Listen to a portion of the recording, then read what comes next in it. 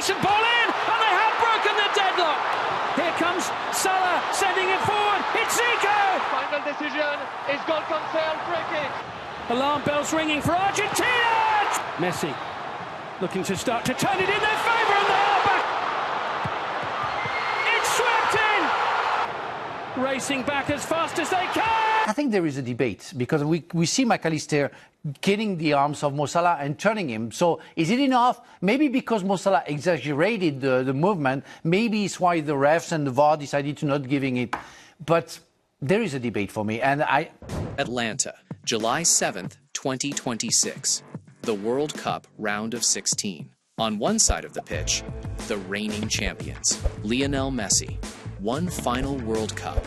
One final chance to remind the world why he is who he is. On the other side, a team nobody outside Egypt gave a real chance. A team that had already been written off before kickoff, filed under brave opponent.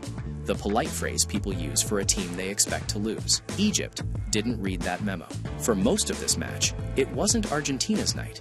It was Egypt's. And by the time it was over, Egypt had lost the match, but not the argument. This is the story of how a team that many had already dismissed pushed the world champions to the very edge of elimination and left the pitch believing, with real conviction, that it hadn't just lost to a better team, it had lost to the moment. I want to thank the ref tonight, because without his help, we were about to be eliminated by a bunch of plumbers. Bro, I am absolutely embarrassed.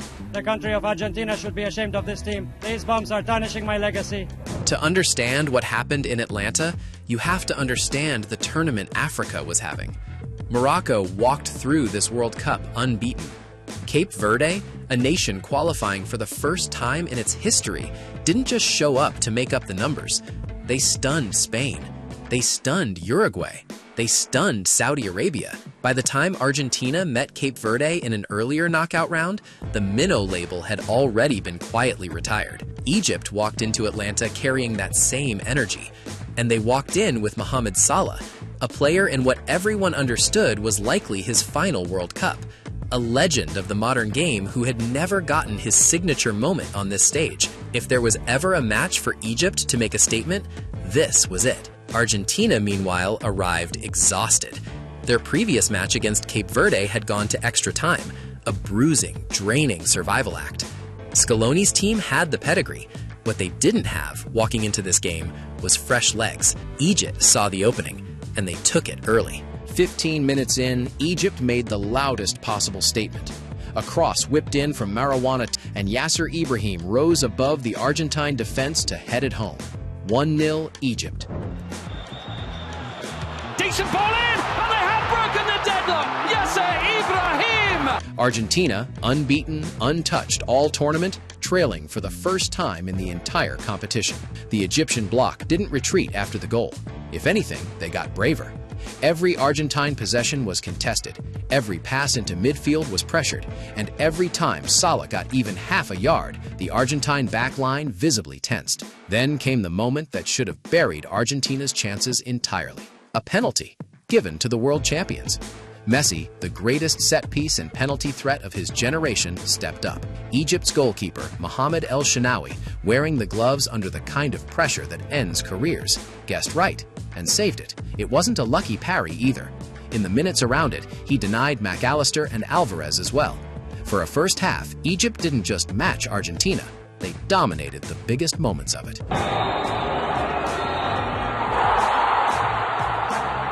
Argentina went into the break behind, penalty missed, and visibly rattled. Egypt went into the break believing. Early in the second half, Egypt thought they'd made it 2-0. Mustafa Zico finished on the counterattack, the kind of goal that, against the champions, effectively ends the conversation. VAR pulled it back. A foul on Lisandro Martinez earlier in the build-up, the officials decided, was enough to wipe the goal off the board entirely. We're not going to tell you what should have happened. We weren't in that VAR booth, but we will tell you this. It's the single moment this match will be remembered for on the Egyptian side. Not because it was necessarily wrong, but because of what it meant. A goal that would have put the champions 2 behind with under 30 minutes to go. Gone. And from that point forward, every 50-50 call, every stoppage, every review got measured against that one decision. Egypt didn't sulk. They didn't let the disallowed goal break them. In the 67th minute, Zico got his goal anyway. finishing well after a driving run down the right from Hassan. 2-0, Egypt. 11 minutes to go. At that point, this wasn't a close match anymore. This was a genuine World Cup shock, 90 seconds from being cemented into history. Here's the part of the story that isn't about officiating at all. It's just about what champions do when they're cornered. 79th minute. Messi delivers a cross. Christian Romero rises to head it in.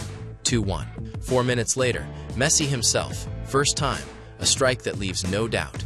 2-2. And then, deep into stoppage time, the 90-plus second minute, Enzo Fernandez finds the winner. 3-2, Argentina. 3 goals, 13 minutes. A team that looked finished, done, eliminated, turned it all around against a side that had outplayed them for almost the entire match. It is, by any measure, one of the great World Cup comebacks. Nobody watching in Atlanta that night will forget it. But comebacks like that don't erase what came before them. And for Egypt, what came before them was 90 minutes of proving they belonged on that stage, followed by 10 minutes where the margins, already razor thin, broke the other way. After the final whistle, Egypt's head coach, Hossam Hassan, sat down in front of the press. He didn't shout, he didn't storm out, but he didn't hide what he felt either. "We have been treated unfairly today," he said. "We have suffered injustice." We deserved to win. And I don't even want to say hard luck to us. No, we went out with honor. Honor until the very end. But the result was affected by something that was far from fair play. Where were FIFA's values today? Where was respect? Where was fair play?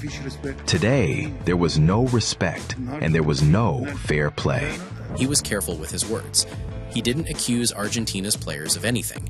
He didn't allege the match was fixed. What he expressed was something closer to disbelief, the feeling that his team had done everything right, had matched and at times outplayed the world champions, and still walked away with nothing. He made a point of crediting his players. Egypt, he said, would leave the tournament with honor and pride intact, even in defeat. That part matters. This wasn't a coach making excuses for a bad performance. This was a coach who watched his team play arguably the match of their lives and still lose. That's a very specific kind of heartbreak.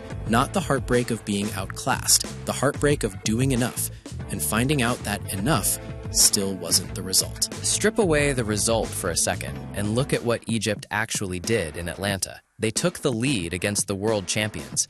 They forced a save on a Messi penalty in a knockout match, something that simply does not happen to teams that are supposed to just make up the numbers. They had a goal disallowed and didn't collapse.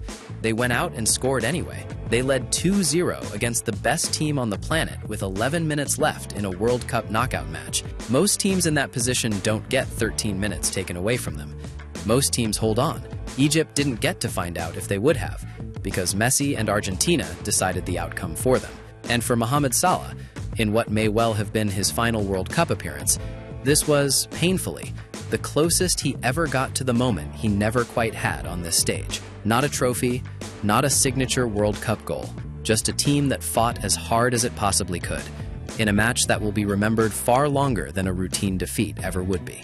Argentina moves on to the quarterfinals, where they'll meet Switzerland. The champions survive again, this time by the smallest of margins, and for the second straight knockout match after trailing. But football has a strange way of remembering nights like this one. In a year, in 10 years, people won't just remember the scoreline. They'll remember Egypt at 2 up. They'll remember the save. They'll remember the disallowed goal. And they'll remember a coach who stood in front of the world and said calmly that his team had been let down by more than just the opponent. 3-2 isn't always the whole story. Sometimes it's just where the story ends. This has been Ball Archive. If this one hit different, you know what to do. Subscribe, and we'll see you for the next one.